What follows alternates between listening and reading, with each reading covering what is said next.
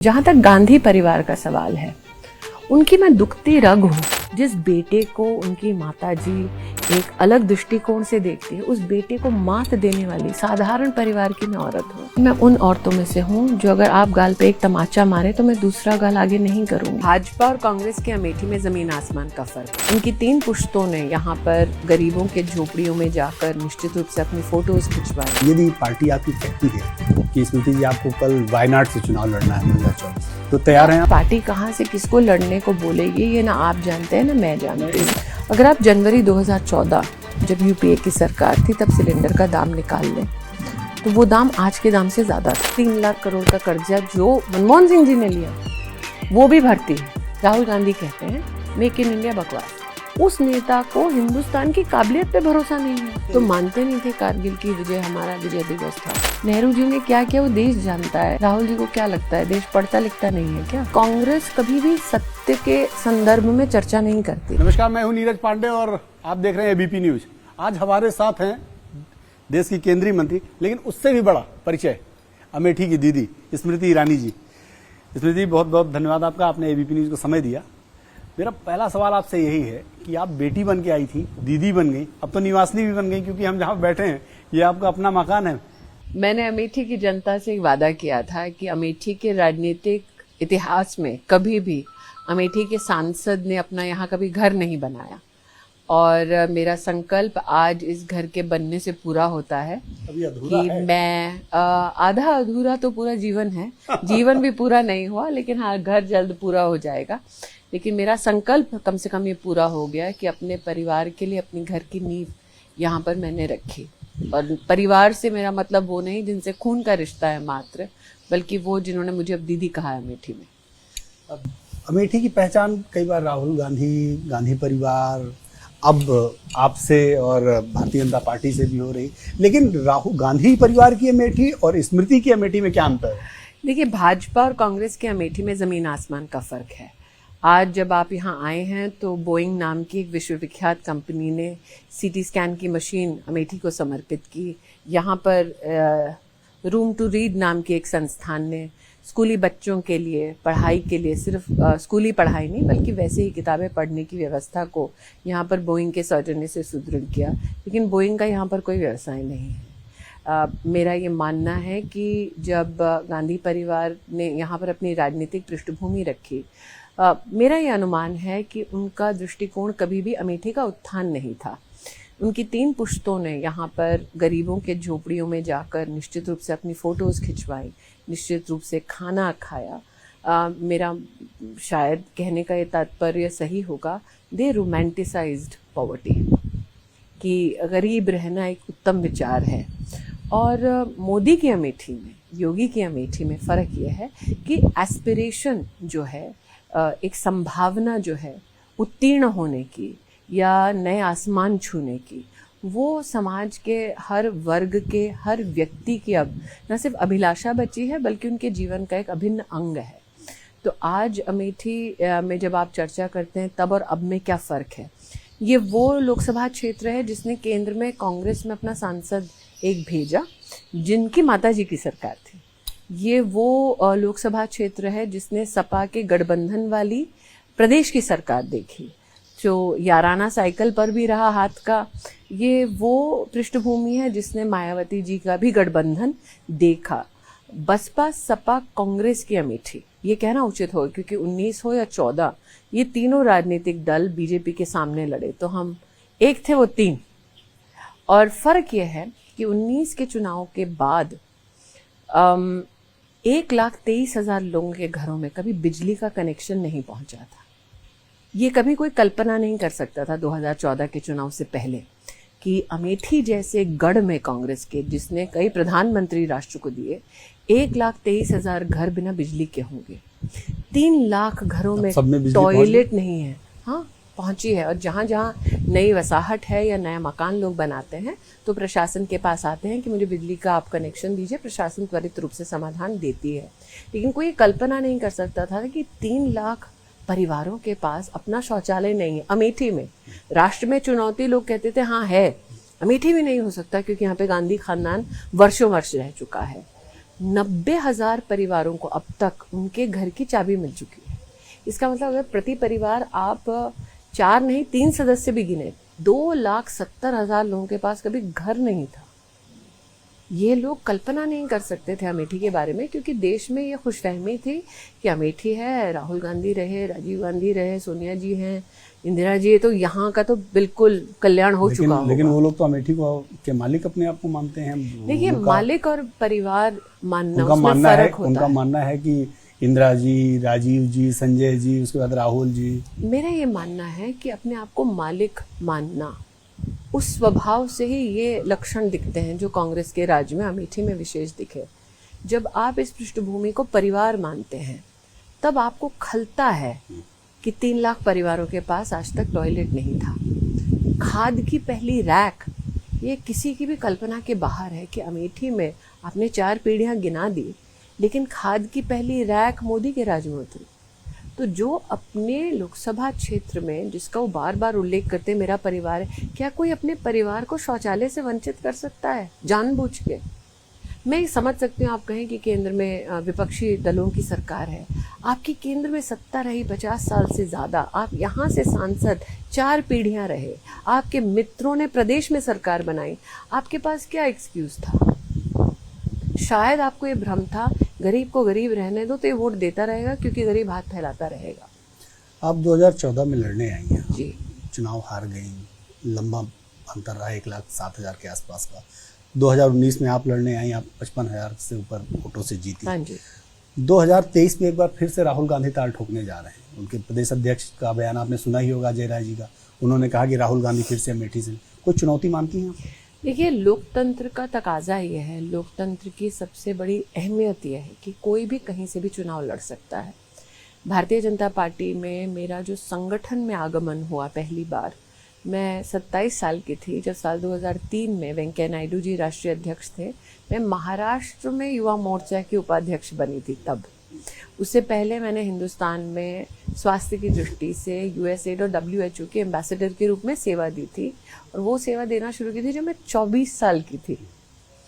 अब एक ऐसे परिवार से आना जो निम्न मध्यम वर्गीय है, जो गरीबी से उठ के वहाँ तक पहुँचा, एक सामान्य औरत के लिए राजनीति में आना वैसे भी विषम माना जाता था। और अगर आप मीडिया की पृष्ठभूमि से हैं तो लोग कहते थे एक्टर है तो मतलब बेवकूफ़ होगी। तो एक, आपकी उम्र कम है, आप 27 साल के हैं, दूसरा आप एक्टर रह चुके हैं, तो लोग कहते हैं निश्चित रूप से सीरियस नहीं होगी, और आप औरत हैं, और आप किसी बड़े राजनीतिक घराने से नहीं हैं। तो ये 4 डिसएडवांटेजेस मेरे पास लोगों के दृष्टिकोण से रहे।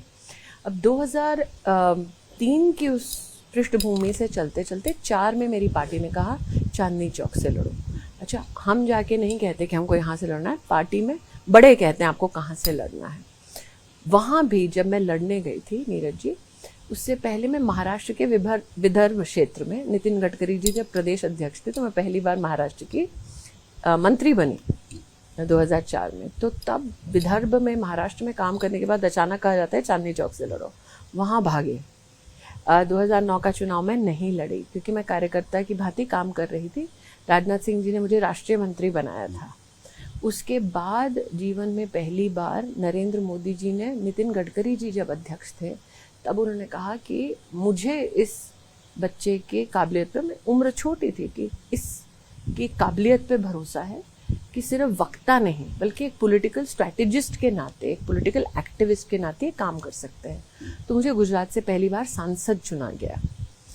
तो जो लोग मेरी राजनीति को देखते हैं उनके सामने शायद ये पृष्ठभूमि कभी वो उसका ना मंथन करते हैं ना सोचते हैं। उनको लगता है अकस्मात में 2014 में अमेठी लड़ने आ गए। अब जब अमेठी 2014 में लड़ने का मुझे आदेश हुआ, राजनाथ जी अध्यक्ष थे, यहाँ पर 60% बूथों पर मुझे एक भी व्यक्ति टेबल लगाने के लिए नहीं मिला था। एक विख्यात एडिटर हैं प्रभु चावला जी, आपकी राइवल चैनल से हैं लेकिन फील्ड में हमारे सीनियर हैं। उन्होंने एक इंटरव्यू किया था मुलायम सिंह यादव जी के साथ, और मुलायम सिंह जी ने कहा था, आपको याद होगा, नरेंद्र मोदी जी के उस चुनावी कैंपेन की अमेठी में अंतिम जो उनकी पूरी कैंपेन की रैली थी वो अमेठी में हुई थी। उसको देख के कांग्रेस के खेमे में घबराहट थी कि मोदी आए हैं, पूरा अमेठी इकट्ठा हो गया, क्या करें। तो सोनिया जी ने, ये मुलायम सिंह जी के शब्द हैं, उनको फ़ोन करके कहा मेरे बेटे के लिए 1 लाख वोट ट्रांसफ़र कर दो। तो आपने 14 का आंकड़ा गिनाया, अगर मुलायम सिंह जी उस वक्त मदद नहीं करते तो मेरे और राहुल गांधी के बीच सिर्फ 7,000 वोटों का फर्क रह गया था। इसका मतलब ये अगर कि एक औरत, मुलायम सिंह जी की मदद से राहुल गांधी जीते थे 2014 का। हाँ, ये तो दुनिया जानती है, अमेठी का बच्चा बच्चा जानता है, और उन्होंने स्वयं कहा है और इसको कभी झुटलाया नहीं है। क्या मतलब 2019 में वो मदद नहीं हो पाई? मुझे ऐसा लगता है 2014 और 19 के बीच का फर्क क्या था। 14 में मुलायम सिंह ने कहा, इसका मतलब 7,000 का फर्क रह गया।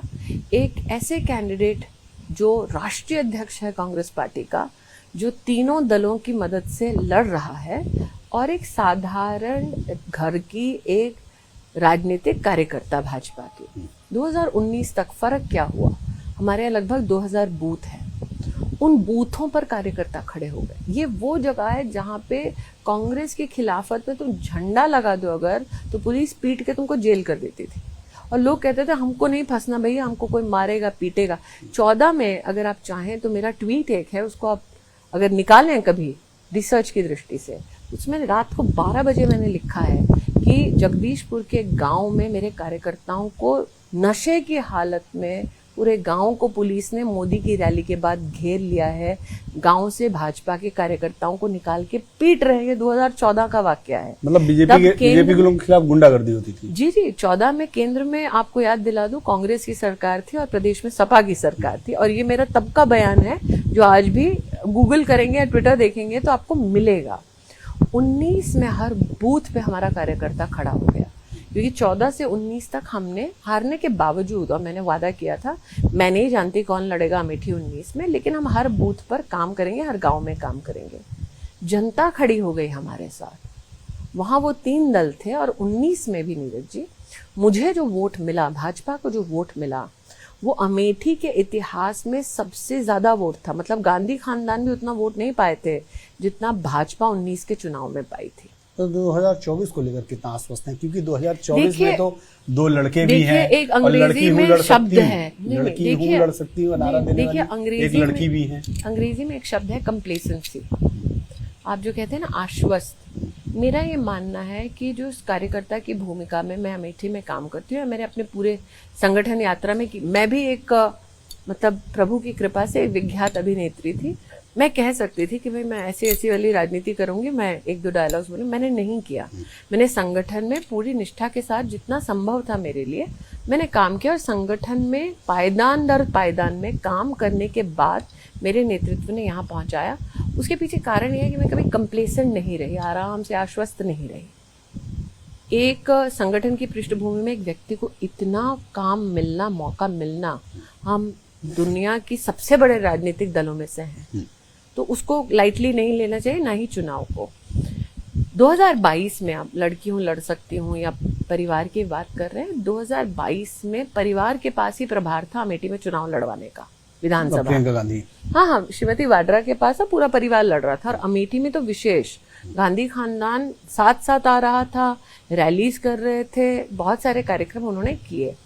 2022 तक हर बूथ पर मेरे पास 10 कार्यकर्ता थे, मतलब 20,000 कार्यकर्ता पूरी अमेठी में थे। 5 विधानसभाएं हमारी, 4 में कांग्रेस की जमानत जब्त हुई, 5वीं में 66,000 वोट मिला जगदीशपुर में। अगर आप पूरा टोटल 2022 के चुनाव का कांग्रेस पार्टी का निकाल लें, वो है 1,40,000 के लगभग। राहुल गांधी को 2019 में 4,13,000 वोट मिले थे, और अगर आप 2022 का आंकड़ा देखते हैं तो वो ढल के 1,40,000 तक है, तो 3 लाख वोट उनका छूट गया था।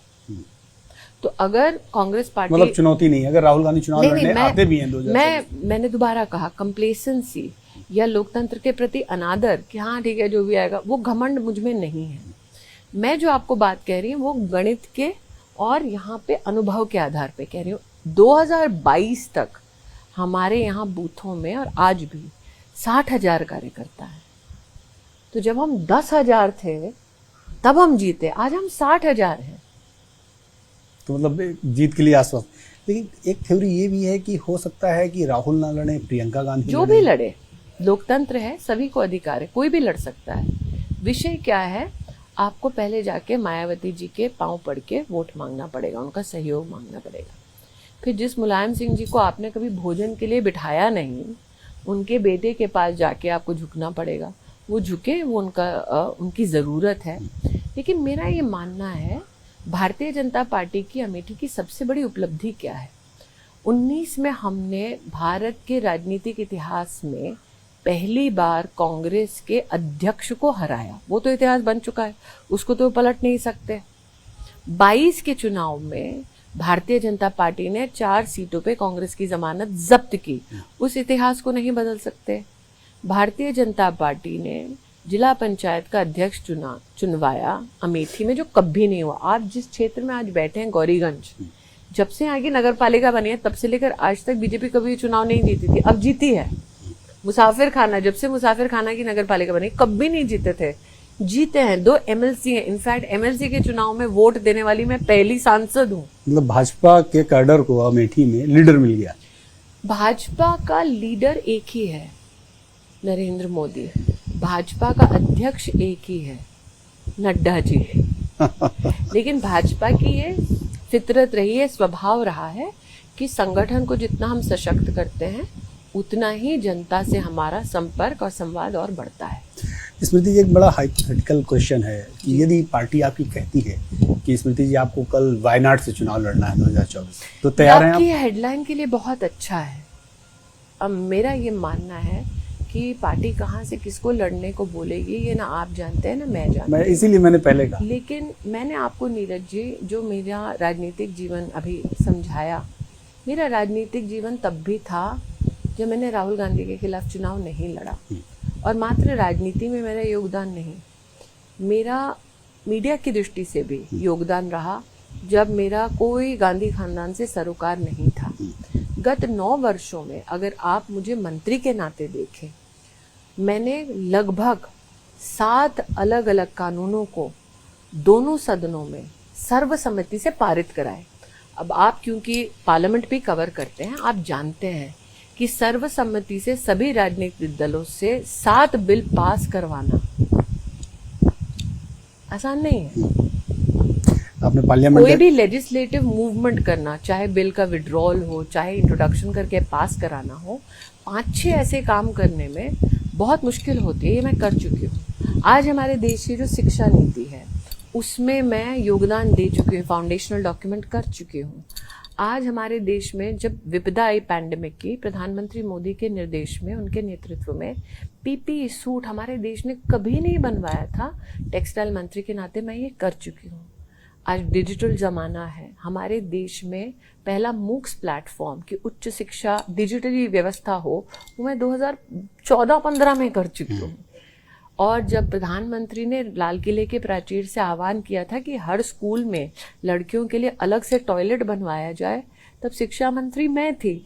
तो जो लोग ये सोचते हैं कि मेरा पूरा जीवन गांधी खानदान केंद्रित है, बड़ी विनम्रता से उनसे कहना चाहती हूँ, आज मैं 47 ईयर्स ओल्ड हूँ और मैंने इतने सारे अपने राष्ट्र के लिए समर्पण की भावना से अपने नेतृत्व के आदेश अनुसार काम किया है। स्मृति जी, आपने चूंकि पार्लियामेंट का जिक्र किया, हम लोगों ने अक्सर देखा कि जब भी आप पार्लियामेंट में बोलने के लिए खड़ी होती हैं या कोई विषय होता है तो अचानक आप पर बड़ा तेज अटैक होता है और अक्सर ये कहा भी जाता है कि गांधी परिवार सामने होता है तो स्मृति ईरानी जी खुद आक्रामक हो जाती हैं। ऐसा क्यों? देखिए, ऐसा है नीरज जी, ये बहुत सारे आपसे ही क्यों झगड़ा होता है? बहुत सारे नैरेटिव्स को सूट करता है।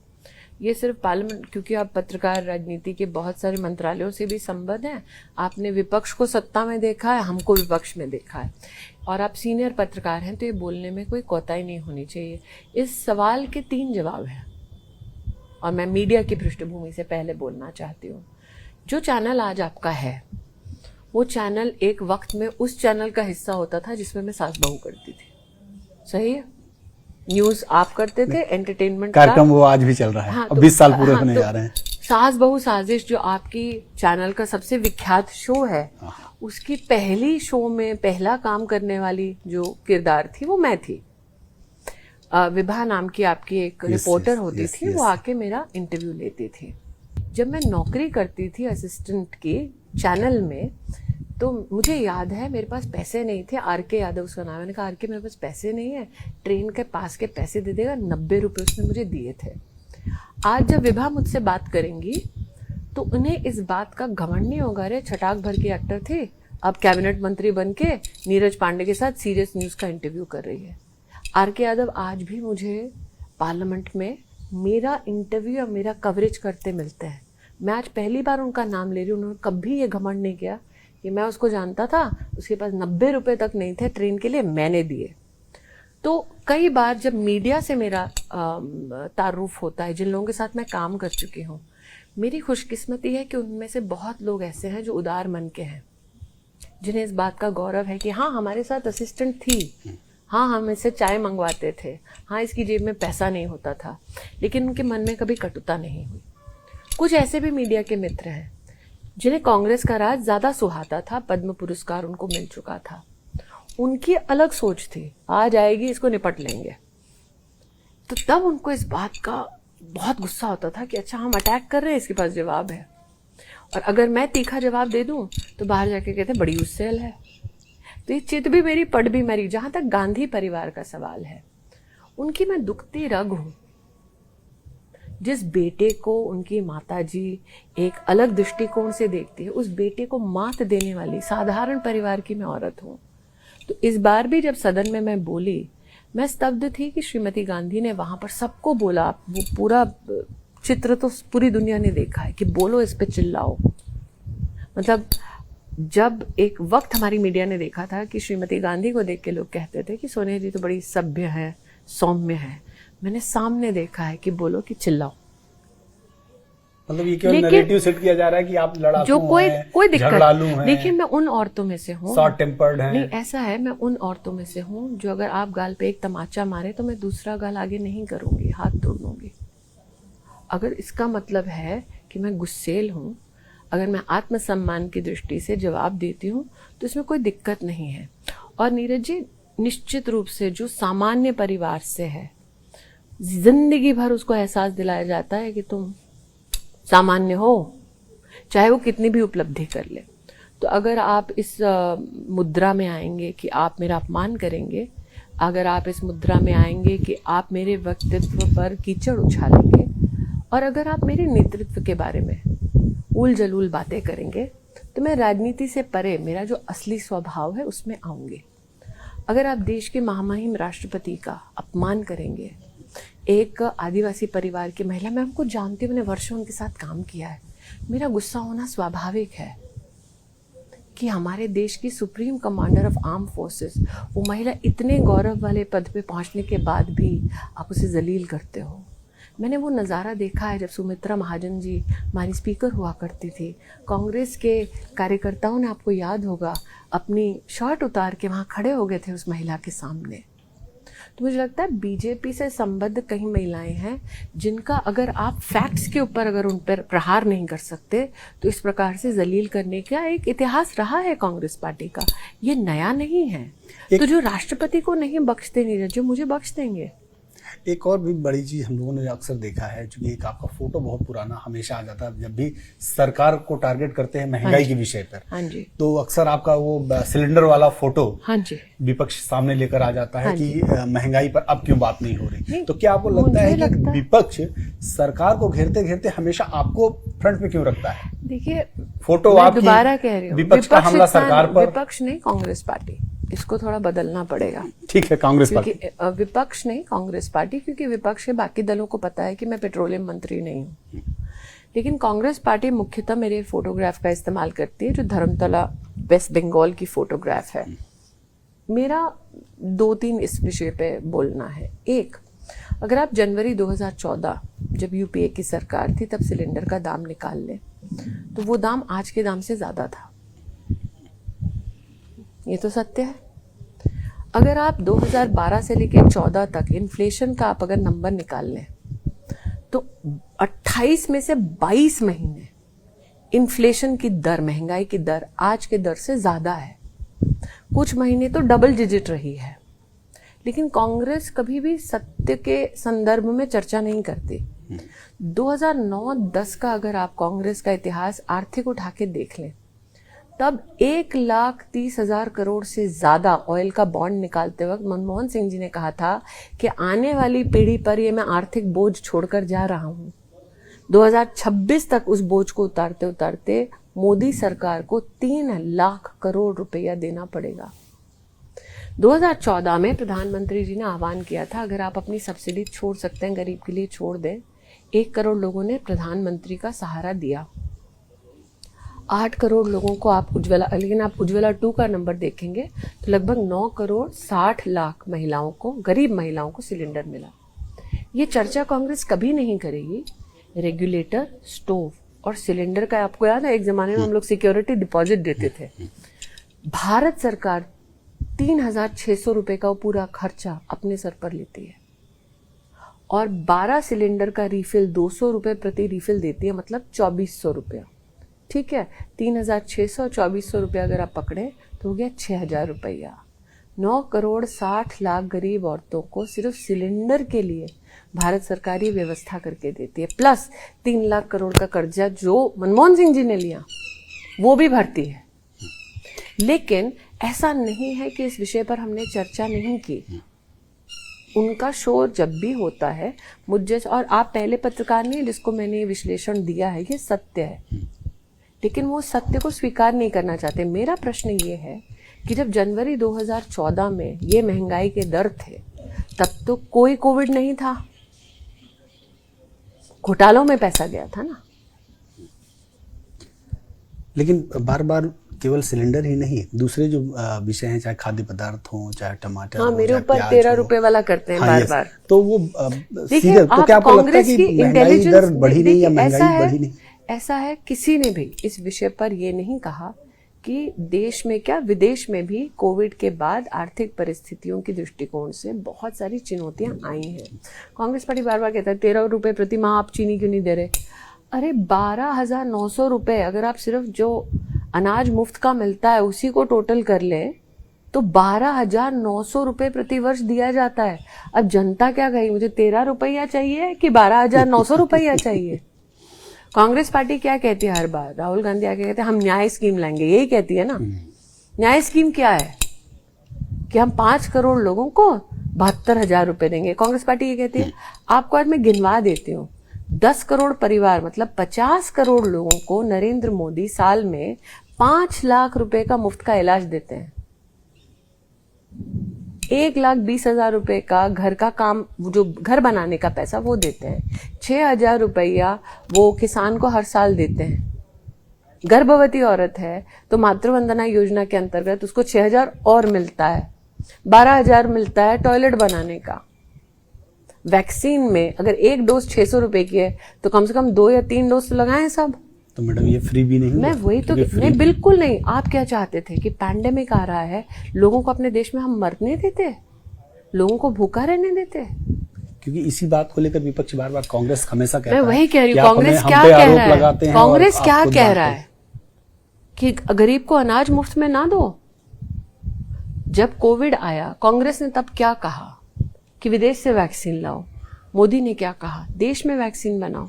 करेक्ट? यस। कांग्रेस ने तब क्या कहा, अरे आप अमेठी की बात ले ली नीरज जी, इतना रोना धोना किया उन्होंने कि अमेठी मेरा परिवार है, रायबरेली साथ में है, पलट कर एक बार नहीं आए, कोविड में नहीं आए। परिवार में कोई अपनों को अकेला छोड़ देता है मरने के लिए? अमेठी एकमात्र क्षेत्र है जहां पे मैं धड़ल्ले से कह सकती हूँ ऑक्सीजन की कमी की वजह से एक मृत्यु नहीं हुई। क्यों? सांसद सड़क पे था जब मौत मंडरा रही थी।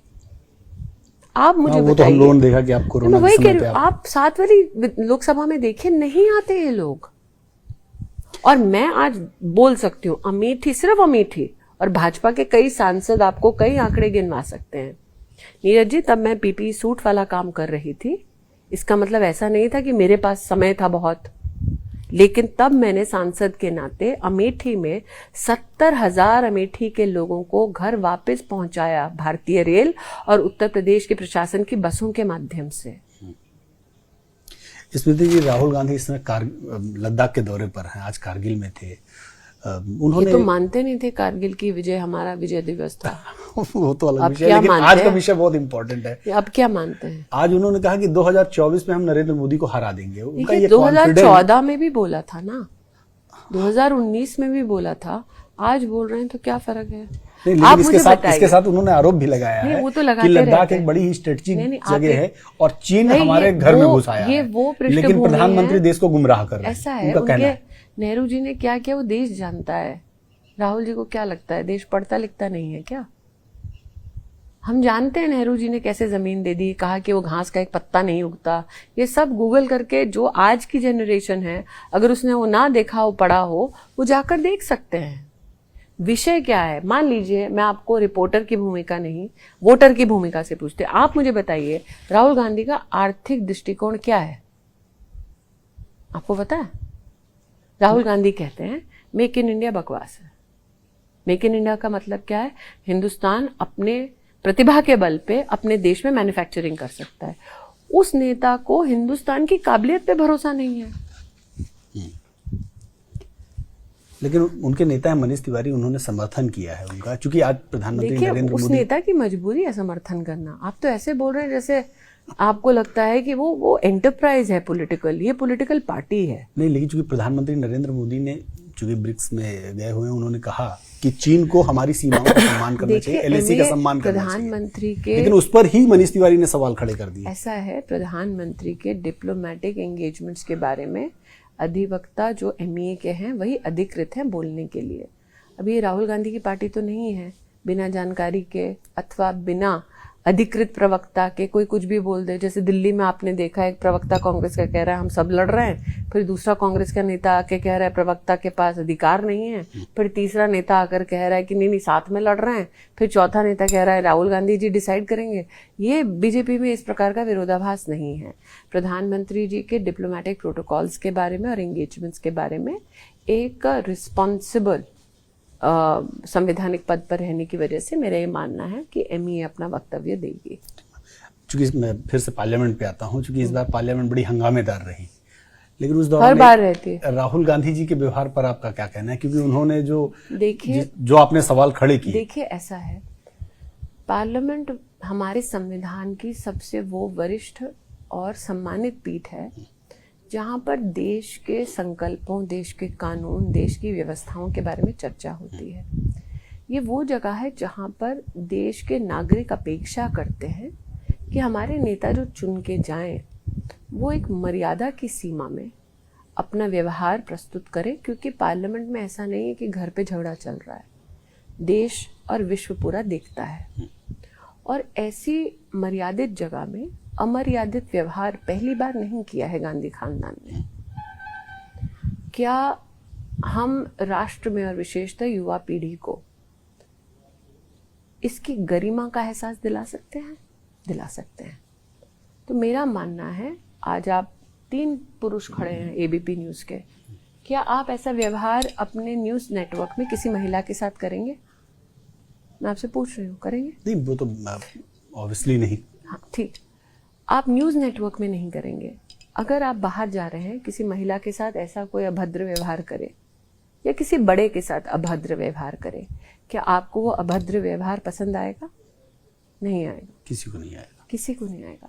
तो जब हमारे सामान्य जीवन में ये पसंद नहीं आएगा तो वो देश की संसद है और हम और विशेष महिला प्रतिनिधि अपनी लोकसभा क्षेत्र के चुने हुए प्रतिनिधि हैं। हमारी लोकसभा का सम्मान है जो हमें पार्लियामेंट में संरक्षित रखना है। तो अगर आपके प्लेस ऑफ वर्क में ये नहीं होना चाहिए तो मेरे प्लेस ऑफ वर्क में क्यों होना चाहिए? स्मृति जी, चूंकि आपका पॉलिटिकल आकलन बड़ा जबरदस्त रहता है, चूंकि इस साल के अंत तक 5 राज्यों के विधानसभा चुनाव पे है और विपक्ष पूरा एक इंडिया अलायंस के नाम से I.N.D.Alliance बिल्कुल एकजुट है। और देखिए, नाम में ही विभाजन है। उनका कहना है कि हम, वही तो कह रही हूं, नाम में विभाजन है। क्या आपको लगता है कि विधानसभा चुनावों में क्या स्थिति रहने वाली है और एनडीए को वो लोग चुनौती दे पाएंगे? मैं इतना ही कहूंगी, भारतीय जनता पार्टी के कर्मठ कार्यकर्ता नरेंद्र मोदी जी के नेतृत्व में अपने प्रदेश संगठन के बल पर पूर्ण निष्ठा से चुनाव लड़ेंगे भी और जीतेंगे भी। लेकिन आप जिनकी बात कर रहे हैं वो बाकी राज्य तो छोड़िए, दिल्ली में ही आपको एक दर्शन दे चुके हैं या बंगाल में आपको दर्शन दे चुके हैं कि चाहे पब्लिक कंजम्पशन के फोटो ऑप के लिए उनके चित्र सुहाने लगेंगे लेकिन भीतर गाह की उन्हीं को अपेक्षा है अपने ही लोगों से। हमारे देश के बड़े उद्योगपति हैं गौतम अडानी जी। अडानी ग्रुप।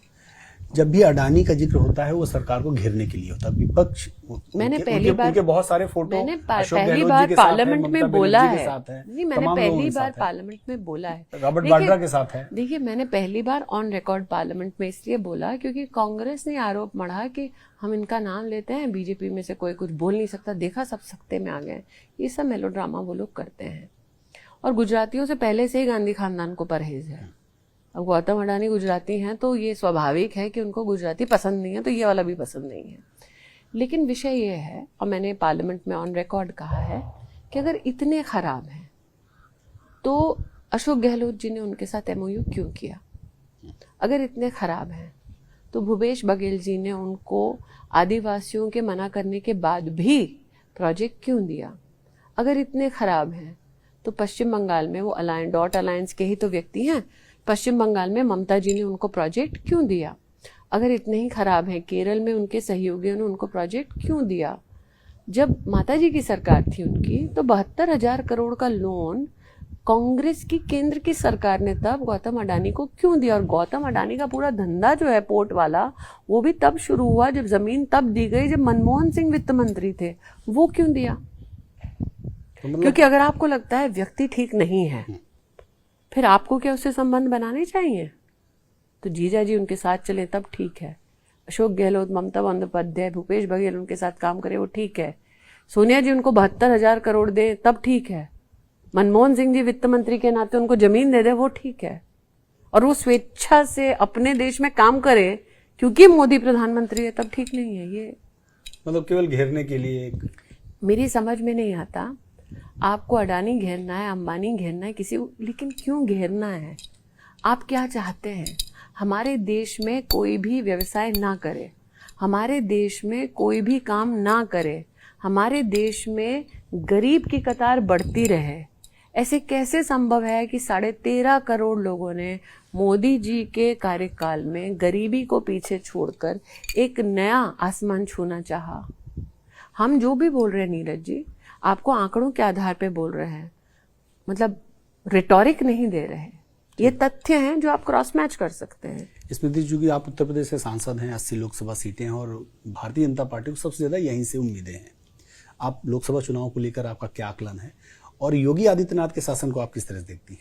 मैं योगी आदित्यनाथ जी के शासन का सबसे उत्तम उदाहरण यहाँ दे सकती हूँ, अमेठी का। देखिए, 2014 में जब मैं पहली बार चुनाव लड़ने आई तो पिपरी नाम का हमारा एक गांव है, हलियापुर, सुल्तानपुर से थोड़ा लग के है लेकिन अमेठी लोकसभा क्षेत्र में है। हलियापुर के नागरिकों से जब मिली, उन्होंने कहा कि दीदी हम 50 साल से कह रहे हैं कटान में हमारी ज़मीनें बह रही हैं, किसी ने बांध का काम नहीं किया, हम इस चुनाव का बहिष्कार कर रहे हैं। तब मैंने पिपरी के लोगों से कहा था कि आप चिंता ना करें, चुनाव बाद में आके बांध बनवाने का काम करूँगी। अखिलेश जी तब मुख्यमंत्री थे। मुझे याद है उमा दीदी तब मंत्री थी केंद्र में, जो आज जल शक्ति है उसकी। उमा दीदी के पास मैं गई थी, अखिलेश जी को बार बार हमने कहा, उन्होंने नहीं सुना। और तब वहां का विधायक सपा का था, तो ऐसा नहीं है कि कोई भाजपा ही वहां से विधायक था, उस क्षेत्र का विधायक सपा का था। और मजे की बात यह है कि यहाँ पे सपा का विधायक जब रहा तब बांध नहीं बना, लेकिन जब योगी जी मुख्यमंत्री बन गए, हमारे एक निवेदन पर जो 50 साल से बांध नहीं बना था वो बांध बन गया। आप आज मेरे घर का मुआयना कर रहे हैं। हाँ, एक बार तो मैं भी आया था। हाँ, आप मेरे घर का मुआयना करने आ जाए हैं। बाहर की जो सड़क है, यहाँ पे 15 घर थे, ये गांव है, ये कोई शहर नहीं है, अमेठी का गांव है। 25 साल से लोग एक सड़क मांग रहे थे और जो मांग रहे थे वो गांधी खानदान से संबद्ध किसान मोर्चा के कांग्रेस के कार्यकर्ता थे। उनके बेटे जो है पत्रकार है पड़ोसी मेरा। तो 25 साल एक रोड नहीं बनाई, अस्पताल जाने का रास्ता नहीं था। वो योगी जी आए तो भी बनी है। तो योगी जी के नेतृत्व किस दृष्टि से देखते हो? और हम तो स्वयं यहाँ पर उसका मतलब उनकी नेतृत्व का और त्वरित रूप से हुआ ये। ऐसा नहीं कि हम भाग रहे हैं बार बार, भाई साहब कर दीजिए, नहीं, ऐसा नहीं है। एक बार गए, बोला साहब इतने सालों से नहीं, अयोध्या से जोड़ने वाला अमेठी का, आप तो बाहर के वो हाईवे देख रहे हो, जीवन में कभी अमेठी में एक्सप्रेसवे नहीं बना था, छूता हुआ अमेठी पहली बार हुआ है। और एक ब्रिज है, हमारे 15 घर है अमेठी लोकसभा क्षेत्र के अयोध्या की तरफ, वहां जाता हुआ एक ब्रिज बना, जीवन में कभी नहीं बना था। जगदीशपुर में जाके देखिए। धन्यवाद मैम। मैं आपके चूंकि अमेठी में काफी कुछ बदलाव भी देख रहा हूँ। आपने मुझे समय दिया, एबीपी न्यूज को इतना समय दिया, लंबा इंटरव्यू हो अब गया बिना गुस्सा हुए। बिना गुस्सा हुए पहली बार। धन्यवाद। स्मृति ईरानी जी ने बहुत सारे मुद्दों पर हमारी उनकी बात हुई, बिना गुस्सा हुए उन्होंने पूरा इंटरव्यू कंप्लीट किया है। मुझे भी डर था कहीं मुझे भी गुस्सा झेलना ना पड़े, लेकिन इन्होंने पहले ही कहा गुस्सा नहीं होंगे। मैंने वादा लिया था आपसे, नहीं ऐसा है, झूठ मत बोलिएगा। कैमरामैन मनोज अधिकारी के साथ नीरज पांडे, एबीपी न्यूज, अमेठी।